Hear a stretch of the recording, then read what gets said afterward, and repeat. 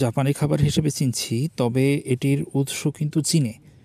চীন থেকেই খাবারটি এখানে এসেছে, নানা রকমের ভ্যারিয়েশন এসেছে, ফিউশন হয়েছে, খাবারটি এখন এই চেহারা পেয়েছে।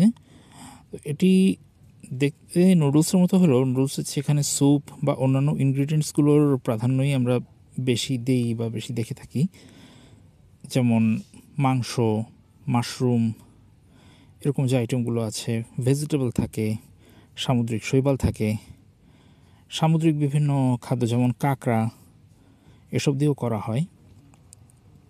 তারপরে আমাদের দেশে হচ্ছে গিয়ে একটা ফিউশন এখন চলে, যে কোরিয়ান স্পাইসি র্যামেন, এটাও অনেক দেখা যায়। মানে ইনস্ট্যান্ট র্যামেন অনেকে সেল করে থাকে, অনেক বেশি স্পাইসি হয়। যারা স্পাইসি পছন্দ করে তাদের আবার কাছে ওটা খুবই ফেভারিট, আবার অনেকে কম স্পাইসি পছন্দ করেন।